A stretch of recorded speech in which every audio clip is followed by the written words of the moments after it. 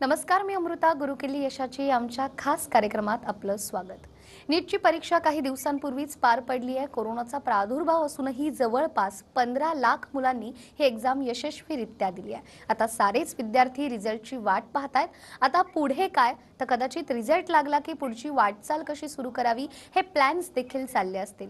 तर आजच्या भागात आपण हेच जाणून घेणार आहोत की रिझल्ट तर लागणारच आहेत, पण त्यानंतर वैद्यकीय शिक्षणासाठी विद्यार्थ्यांसमोर नेमके कोणते पर्याय असू शकतील.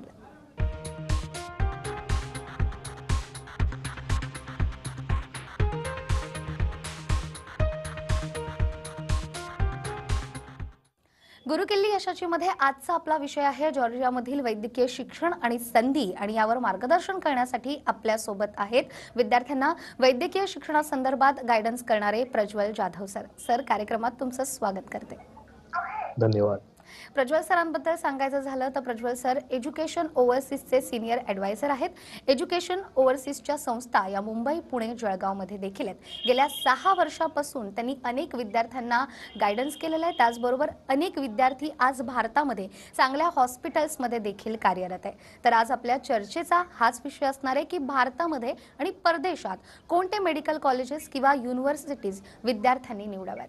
सर, नुकतीच नीटची परीक्षा पार पडलेली आहे. रिझल्टही काही दिवसांवरच आता येऊन ठेपलेले आहेत. तर वैद्यकीय क्षेत्रात विद्यार्थ्यांना भारतामध्ये MBBS आणि BDS करायचं असेल तर प्रवेश प्रक्रियेसाठी नेमक्या कुठल्या बाबी महत्त्वाच्या ठरणार आहेत? निश्चितच जसं तुम्ही म्हटलात की जी 13 सप्टेंबर 2020 रोजी नीटची परीक्षा पार पडली, साधारणपणे संपूर्ण भारतातून 15 लाखाहून अधिक विद्यार्थ्यांनी ही नीटची परीक्षा दिलेली आहे. तर जेव्हा तुम्ही विचारलं की महत्वाची बाबी काय असू शकतात जेव्हा एका विद्यार्थ्याला वैद्यकीय क्षेत्रामध्ये प्रवेश करायचा असतो, तर सर्वप्रथम मी सर्व विद्यार्थ्यांना सांगू इच्छितो, जर तुम्हाला वैद्यकीय क्षेत्रामध्ये म्हणजेच MBBS, BDS, आयुष कोर्सेस म्हणजेच आयुर्वेदा, युनानी, सिद्धा, होमिओपॅथी, BMS, BHMS हे असे कोर्सेस ज्याला आपण म्हणतो, या सर्व कोर्सेसमध्ये जर तुम्हाला प्रवेश मिळवायचा असेल तर नीट ही बंधनकारकच आहे. जर असं कोणी तुम्हाला म्हणत असेल की विदाऊट नीट ही तुमचा प्रवेश होऊ शकतो, तर असं नाही आहे, कारण की नीट ही बंधनकारकच आहे. त्याच्यानंतर सर्वात महत्वाची दुसरी बाब म्हणजे काउन्सिलिंग राउंड्स आणि कॅप राउंड्स.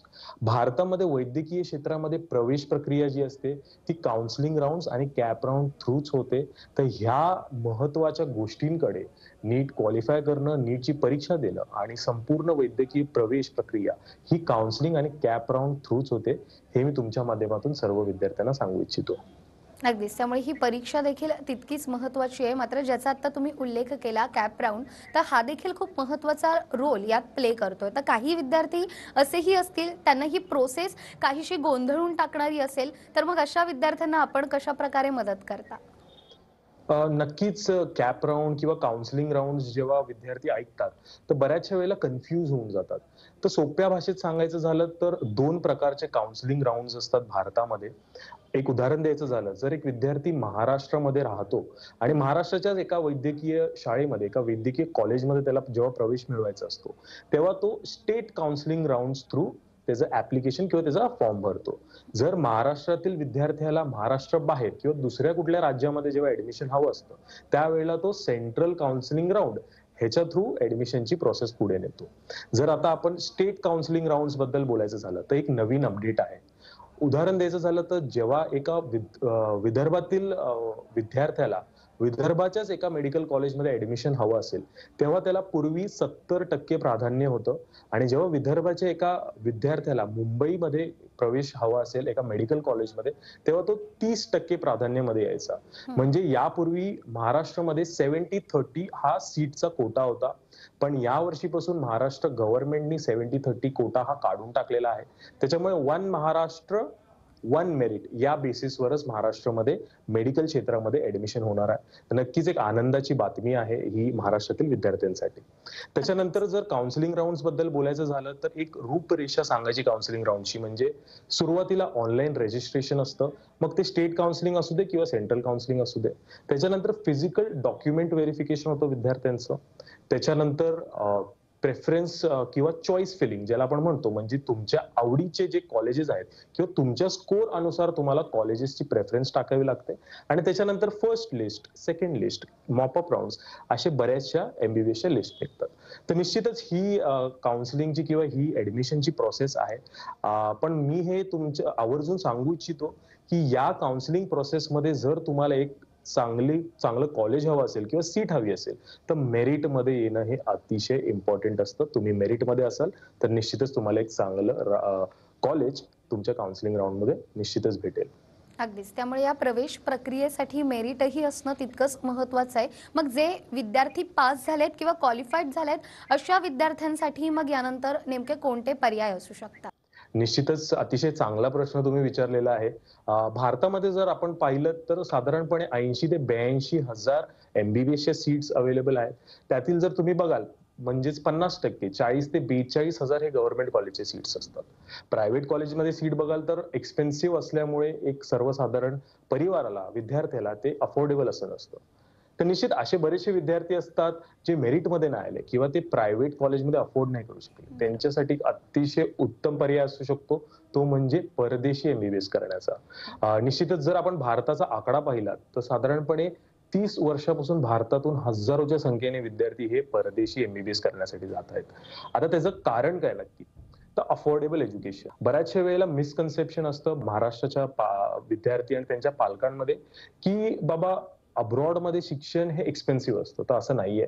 जर आपण टॉप एमबीबीएस डेस्टिनेशन्स पाहिलेत जसं रशिया, युक्रेन, जॉर्जिया, फिलिपिन्स इथे अतिशय अफोर्डेबल एज्युकेशन आहे. अतिशय अफोर्डेबल ट्युशन फीज म्हणजेच 2 ते 4 लाख वार्षिक ट्युशन फीज या खर्चामध्येही चांगल्या पद्धतीने एमबीबीएस होऊ शकतं आणि जे भारतीय विद्यार्थी तिकडे जातात, चांगल्या पद्धतीने शिकतात, अफोर्डेबल एज्युकेशन घेतात आणि भारतामध्ये येऊन चांगल्या हॉस्पिटल्समध्ये प्रॅक्टिस करत आहेत आणि निश्चितच हा अशा विद्यार्थ्यांसाठी जे मेरिटमध्ये नाही आले अतिशय चांगला पर्याय असू शकतो. अगदीच. आणि सर खरं तर अनेक विद्यार्थ्यांच्या मनात हा प्रश्न असू शकतो की आम्हाला परदेशात शिकायचं आहे, मात्र ते शिक्षण आम्हाला परवडणार आहे की नाही. आणि आता तर खरं तर टॅगलाईनच झाली आहे की स्टडी एमबीबीएस इन अब्रॉड. मात्र कोरोनाचा जर आपण प्रादुर्भाव पाहिला तर मग असे नेमके कोणते देश आहेत जे तुम्ही विद्यार्थ्यांना सजेस्ट कराल की त्या ठिकाणी जाऊन विद्यार्थी आपलं हे स्वप्न पूर्ण करू शकतील? निश्चितच आहे जसं मी टॉप लीडिंग डेस्टिनेशन सांगितले. Russia, Georgia, Ukraine, Philippines. तर आता तुम्ही जसा प्रश्न विचारला की कोरोनाच्या दृष्टिकोनाने सेफेस्ट कंट्री कुठली? तर जर आपण रशियाचे आकडे पाहिले तर साधारणपणे 10 लाखाहून अधिक कोरोना पेशंट्स आहेत. युक्रेन, फिलिपिन्सचे पाहिले तर साधारणपणे 2 ते 3 लाख कोरोना पेशंट्स आहेत. पण या सर्व कंट्रीजच्या कंपॅरिझन मध्ये जॉर्जिया एक अशी कंट्री येते जिथे फक्त आणि फक्त सुरुवातीपासून आतापर्यंत 3,000 ऍक्टिव्ह कोरोनाचे पेशंट्स आहेत. तर जर कोरोनाच्या दृष्टिकोनाने आपण पाहिलं तर Georgia is one of the safest option study destination MBBS साठी सध्या. आता ही झाली कोरोनाची सेफ्टी. तर आपण अदरवाईज सेफ्टी जरी बघितलं तर नंबिओ म्हणजेच NUMBEO ही एक सर्वे बॉडी आहे जिने 200हून अधिक देशांचा सेफ्टी सर्वे केला आणि त्यात असं दिसून आलं की जॉर्जिया युरोपमधली सर्वात सेफेस्ट कंट्री आहे आणि जगभरात 4थी सर्वात सेफेस्ट कंट्री आहे. जर आपण एमबीबीएसच्या सर्व डेस्टिनेशनचं कंपॅरिझन केलं तर त्यात आपल्याला असं दिसून येईल की जॉर्जिया कोरोनाच्या दृष्टिकोनाने ही नक्कीच एक सेफेस्ट डेस्टिनेशन आहे आणि अदरवाईज सेफ्टीच्या हिशोबाने ही अतिशय सेफ डेस्टिनेशन आहे. आणि मला असं वाटतं की 2020 मध्ये एक लीडिंग आणि सेफेस्ट एमबीबीएस डेस्टिनेशन म्हणून जॉर्जियाची विद्यार्थ्यांनी निवड करावी. अगदीच. आणि त्याचबरोबर आता विद्यार्थ्यांना युनिव्हर्सिटी देखील निवडायची असेल तर या संदर्भात विद्यार्थ्यांनी कोणकोणत्या गोष्टी लक्षात ठेवायला हव्यात आणि अशा विद्यार्थ्यांना तुम्ही काय मार्गदर्शन कराल? नक्कीच बरेचसे लीडिंग कंट्रीज आहेत, बरेचसे युनिव्हर्सिटीज आहेत आणि बऱ्याच वेळेला विद्यार्थी आणि पालक हे गोंधळून जातात की नक्की युनिव्हर्सिटी कशी निवडावी. तर जसं आपण लीडिंग डेस्टिनेशन आणि सेफेस्ट डेस्टिनेशन जॉर्जियाबद्दल बोललो तर जॉर्जियामध्ये बरेचसे वर्ल्ड रिनाउंड युनिव्हर्सिटीज आहेत. त्यातली एक युनिव्हर्सिटी म्हणजे कौकासूस इंटरनॅशनल युनिव्हर्सिटी. महाराष्ट्रातील बरेचसे विद्यार्थी या युनिव्हर्सिटीमध्ये शिकत आहेत आणि ही युनिव्हर्सिटी निवडताना काय काय बाबी विद्यार्थ्यांनी लक्षात घ्यावा ह्याच्याबद्दल जर बोलायचं झालं तर सर्वप्रथम अक्रेडिटेशन किंवा ज्याला आपण अप्रुव्हल्स असंही म्हणतो. तर कुठलीही युनिव्हर्सिटी निवडल्यानंतर ती युनिव्हर्सिटी MCI म्हणजे medical council of India approved आहे किंवा नाही हे बघणं गरजेचं असतं आणि हे विद्यार्थी www.mciindia.org या वेबसाईटवर जाऊन पाहू शकतात. तर कौकासस इंटरनॅशनल युनिव्हर्सिटी टिब्लिसी जॉर्जिया ही MCI अधिकृत आहे. त्यासोबतच जॉर्जियन एज्युकेशन मिनिस्ट्री अंतर्गत ही अधिकृत आहे. त्याच्यानंतर इंटरनॅशनल अक्रेडिटेशन्स म्हणजे असेही काही विद्यार्थी असतील ज्यांना पुढे जाऊन आंतरराष्ट्रीय दर्जाची PG परीक्षा द्यावी लागेल, म्हणजेच USMLE United States medical licensing exam. तर कौकासस इंटरनॅशनल युनिव्हर्सिटी ही USMLE अप्रूव्ड म्हणजेच ECFMG education commission foreign medical graduates या अक्रेडिटेशन्स ही भेटलेल्या आहेत.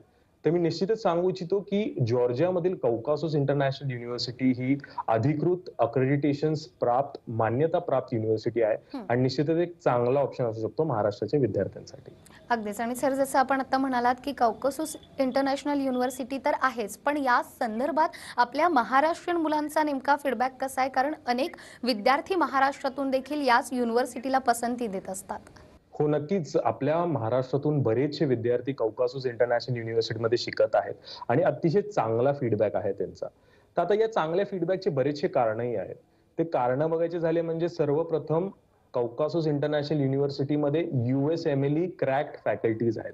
म्हणजेच आंतरराष्ट्रीय दर्जाची PG परीक्षा स्टेप 1, स्टेप 2, स्टेप 3 ज्यांनी क्वालिफाय केली आहे, असे फॅकल्टीज, असे शिक्षक आपल्या भारतीय व महाराष्ट्रीयन विद्यार्थ्यांना तिथे शिकवत आहेत.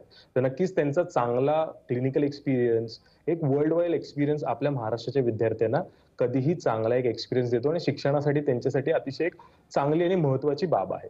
त्याच्यानंतर जर बोलायचं झालं तर जॉर्जियामध्ये निश्चितच जसं तुम्ही विचारलत की महाराष्ट्रीयन विद्यार्थ्यांचा फीडबॅक कसा आहे, तर नक्कीच आपल्या सर्व महाराष्ट्रीयन विद्यार्थ्यांचा फीडबॅक अतिशय चांगला आहे आणि त्याचं कारण म्हणजे कौकासस इंटरनॅशनल युनिव्हर्सिटीमध्ये जे फॅकल्टीज आहेत, जे शिक्षक आहेत, ते आंतरराष्ट्रीय दर्जाची PG परीक्षा म्हणजे USMLE step 1, step 2, step 3 qualified असे शिक्षक आहेत. त्याच्यामुळे एक अतिशय चांगला क्लिनिकल एक्सपिरियन्सनी ते शिक्षक आपल्या विद्यार्थ्यांना शिकवतात आणि त्याचा लाभ नक्कीच आपल्या महाराष्ट्राच्या विद्यार्थ्यांना होतो.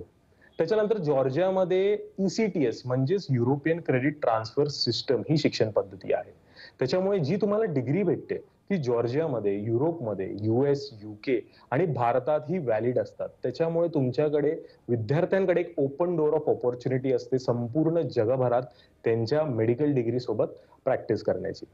तर निश्चितच जसं तुम्ही म्हणालात की महाराष्ट्रातील विद्यार्थी, तर कौकासस इंटरनॅशनल युनिव्हर्सिटीमध्ये मुंबई, पुणे, नाशिक, औरंगाबाद ते अगदी विदर्भ, नागपूर, चंद्रपूर, साऊथ महाराष्ट्रामध्ये सोलापूर, कोल्हापूर, सांगली, सातारा, चाळीसगाव, अमरावती अशा ठिकाणाहूनही विद्यार्थी तिकडे शिकत आहे आणि अतिशय आनंदाने ते आपल्या MBBSचं शिक्षण पूर्ण करत आहेत.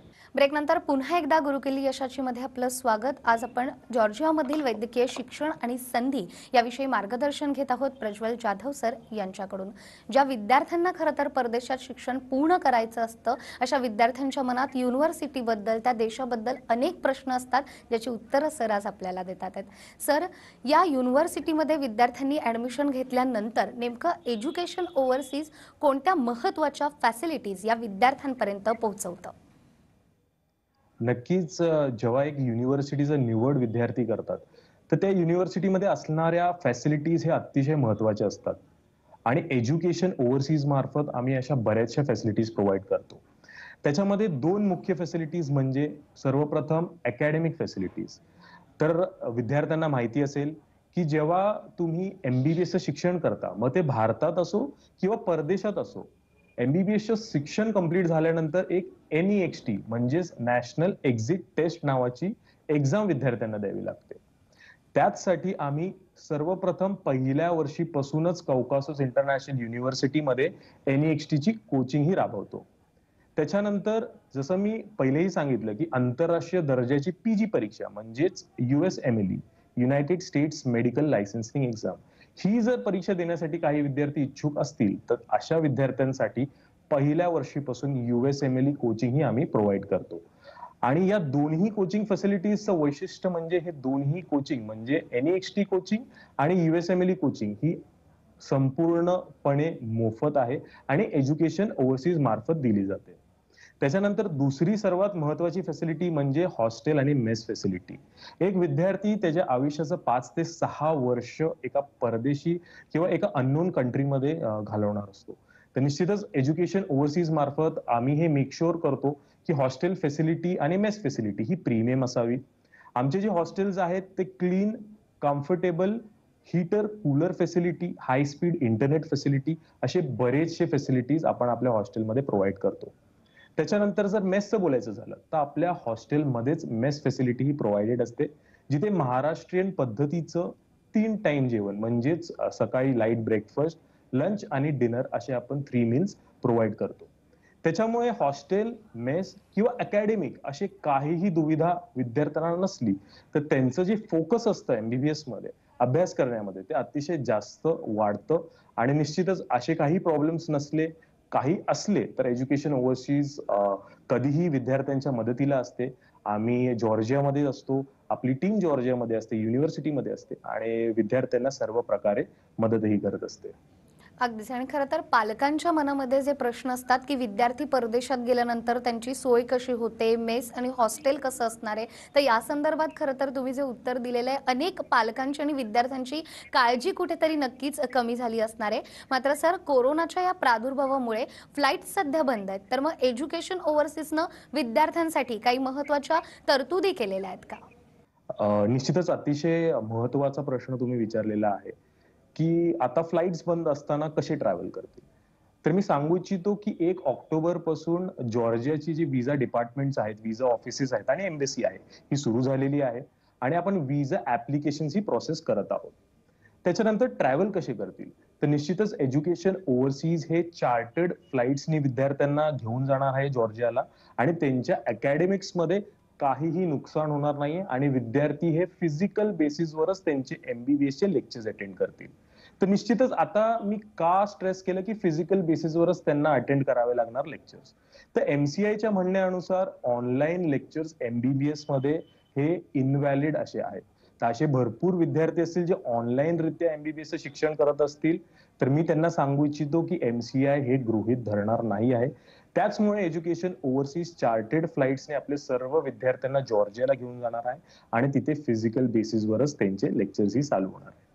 त्यासोबत मी हेही सांगू इच्छितो, की जे एअर तिकीट असणार आहे, जे चार्टर्ड फ्लाइट्सने आम्ही विद्यार्थ्यांना नेणार आहोत, ते निशुल्क म्हणजेच मोफत असणारे. एज्युकेशन ओव्हरसीज कुठल्याही पद्धतीचा चार्जेस त्यांच्याकडनं घेणार नाहीये. त्यासोबतच ऍडमिशन प्रोसेस, डॉक्युमेंटेशन प्रोसेस, संपूर्ण प्रोसेसिंग फीज ही कोरोना प्रादुर्भावाला लक्षात घेता एज्युकेशन ओव्हरसीजनी माफ केली आहे. निश्चितच ह्याचा लाभ महाराष्ट्राच्या आणि भारताच्या विद्यार्थ्यांनी घ्यावा, असं मला वाटतं. अगदीच. तर आपण सगळेच चिंतित असाल, की ऑनलाईन स्टडी हा एम-सी-आयच्या रूल्स अंतर्गत येत नाहीये, तर एज्युकेशन ओव्हरसीजचे विद्यार्थी नक्कीच जॉर्जियामध्ये एका चार्टर्ड विमानानं प्रवास करतील आणि हा पूर्ण खर्च एज्युकेशन ओव्हरसीज तर्फे करण्यात येणार आहे. तर या काळामध्ये प्रोसेसिंग फी न घेता विद्यार्थ्यांना सर्व सोयी उपलब्ध करून देणं हा एक चांगला उपक्रम खरं तर सरांच्या मार्गदर्शनामुळे राबवला जातोय. तर सर, या उपक्रमाबद्दल काय सांगाल? निश्चितच जसं तुम्ही म्हणालात, की कोरोनाचा प्रादुर्भाव संपूर्ण भारतात झालेला आहे, तर संपूर्ण जगातही झालेला आहे. हेच लक्षात घेता एज्युकेशन ओव्हरसीजनी यावर्षी असं ठरवलेलं आहे, की आम्ही कुठल्याही पद्धतीची प्रोसेसिंग फीज नाही घेणार आहोत. Admission process, documentation process, in fact flight ticket सुद्धा मोफत असणार आहे. विद्यार्थ्यांना फक्त आणि फक्त त्यांचे नॉमिनल व्हिसा चार्जेसच पे करायचे आहेत. तर निश्चितच मला असं वाटतं या सर्व उपक्रमांमुळे भरपूर आपले महाराष्ट्रीय विद्यार्थी त्यांचं एमबीबीएस करायचं स्वप्न जे आहे ते पूर्ण करू शकतील आणि निश्चितच या सर्व सोयी आणि सुविधांचा लाभ घेतील. तर सर, खरं तर खर्चाबद्दल अनेक पालकांना आणि विद्यार्थ्यांना प्रश्न असतो, मात्र याही प्रश्नाचं उत्तर तुम्ही दिलेलं आहे. आता ज्या विद्यार्थ्यांना आपलं स्वप्न पूर्ण करायचं आहे, त्यांना योग्य मार्गदर्शनाची केवळ आवश्यकता आहे आणि त्यासाठी तुम्ही आहातच. त्यामुळे जाता जाता तुम्ही विद्यार्थ्यांना काय सांगाल? निश्चितच असे बरेचसे विद्यार्थी असतील, त्यांना बरेचसे प्रश्न असतील, की "सर, नीटमध्ये मला एवढी मार्क आहेत, काय पर्याय असू शकतात?" किंवा "सर, मला परदेशी एम-बी-बी-एस करायचं आहे, काय पर्याय असू शकतात? फीस किती असू शकते?" युनिव्हर्सिटीबद्दल तर मी तुम्हाला सांगितलंच आहे. परत त्यासोबतच फीस भरण्याची म्हणजे सेमिस्टर वाईज फीस भरण्याची सुविधा आहे का? निश्चितच या सर्व सुविधा आपल्याकडे आहेत. तुम्ही खालील दिलेल्या आपल्या क्रमांकावर कॉल करू शकता. मीही अवेलेबल असतो, माझी संपूर्ण टीम अवेलेबल असते. आम्ही निश्चितच तुम्हाला चांगल्या पद्धतीने हेल्प करू, गाईड करू आणि जसं मी सांगितलं ह्या गाईडन्ससाठी कुठल्याही प्रकारचे चार्जेस घेतले जात नाही. मोफत काउन्सिलिंग सेशन असतात. त्यासोबतच मोफत व्हिडिओ काउन्सिलिंग सेशन्सही आपण अवेलेबल करून दिले आहेत. तर निश्चितच तुम्ही खालील दिलेल्या नंबरवर कॉल करू शकता आणि माझ्याशी वन टू वन बेसिसवर माहितीही घेऊ शकता. अगदीच. तर जे प्रेक्षक आता आपल्याला पाहतात आहे आणि ज्या विद्यार्थ्यांचं स्वप्न आहे की जॉर्जियामध्ये वैद्यकीय शिक्षण आणि संधी या कशा प्रकारे आम्हाला उपलब्ध होऊ शकतात, तर या संदर्भात सरांनी मार्गदर्शन केलेलं आहे. स्क्रीनवर सरांचे नंबर देखील आहेत. त्यामुळे तुमच्या मनातील ज्या शंका आहेत आणि जे प्रश्न आहेत, त्या प्रश्नांची उत्तरं नक्कीच तुम्ही सरांकडून मिळवू शकतात. सर, त्याचबरोबर अनेक विद्यार्थ्यांचं हे स्वप्न असतं, मात्र त्या स्वप्नपूर्तीकडे वळताना कुठेतरी मनात प्रश्न असतात, भीती असते आणि ही भीती खरं तर आजच्या कार्यक्रमाच्या माध्यमातून तुम्ही नक्कीच दूर करण्याचा प्रयत्न देखील केलेला आहे. त्यामुळे आपले देखील खूप खूप आभार. धन्यवाद.